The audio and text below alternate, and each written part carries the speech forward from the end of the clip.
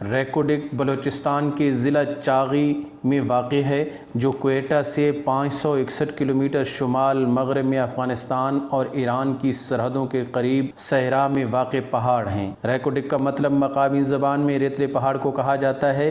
پاکستان کی قسمت کا چھپا یہ خزانہ پہلی بار 1978 میں دریافت ہوا، جس میں سونے اور تانبے کے چھپے خزانے دنیا میں 5ویں نمبر پہ آئے۔ یہ ذخائر صرف ریکوڈک میں نہیں بلکہ پورے ضلع چاغی میں پائے جاتے ہیں جب مکمل تحقیق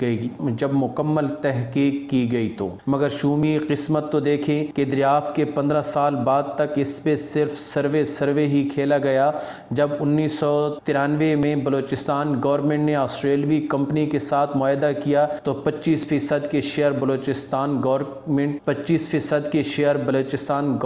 جس میں 2% رائلٹی بھی شامل اور 75% شیئر کمپنی نے کام بھی نہیں کیا اور ڈکٹیٹر سے معاہدے کی شقوں کو مزید اپنے حق میں کروا لیا۔ پہلے 2000 میں، پھر 2002 اور پھر 2006 میں ان میں بعد ازاں ایسی شقیں بھی شامل کر لی گئیں کہ بلوچستان گورنمنٹ بے بس ہو گئی۔ دوسری طرف دنیا اپنے معدنی وسائل سے ترقی کر کے زمین سے آسمان کی بلندیوں کو چھونے لگی اور ہمارے اپنے ہی حکمران ہمیں بین الاقوامی کمپنیوں کے ہاتھوں بیچ گئے۔ اللہ تعالیٰ نے دنیا کو زیر زمین قیمتی معدنیات سے نوازا ہے اور بیشتر ممالک نے معدنیات کو زمین سے نکال کر اپنی قسمت بدل لی۔ دنیا میں معدنیات بالخصوص آئل اور گیس رکھنے والے 10 بڑے ممالک میں پہلے نمبر پر روس ہے، جس کے معدنی ذخائر 75 کھرب ڈالر ہیں، جن میں کوئلہ، تیل، قدرتی گیس، سونا اور لکڑی شامل ہیں۔ دوسرے نمبر پہ امریکہ، جس کے معدنی ذخائر 45 کھرب ڈالر ہیں، جس میں 90% کوئلہ اور ٹمبر کے علاوہ تانبا،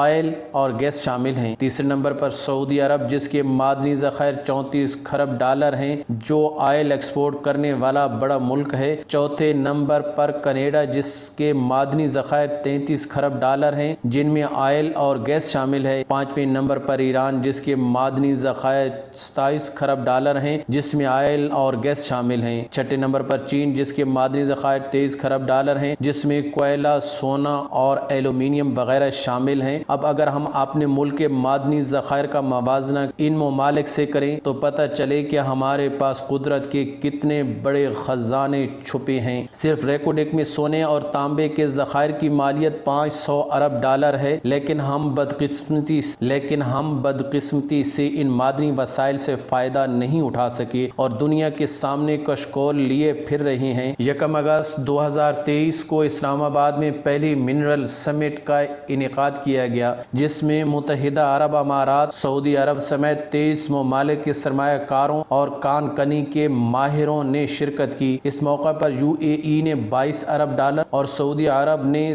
40 ارب ڈالر کی سرمایہ کاری کا عندیہ دیا، جس میں پہلے مرحلے میں 10 ارب ڈالر کی سرمایہ کاری شامل ہے۔ اس معاہدے کے تحت پہلے مرحلے میں 6 ارب ڈالر، دوسرے اور تیسرے مرحلے میں 3 ارب ڈالر آئیں گے۔ اس معاہدے کے بعد ریکوڈک کو پاکستان کی ترقی کا دروازہ کہا جا رہا ہے۔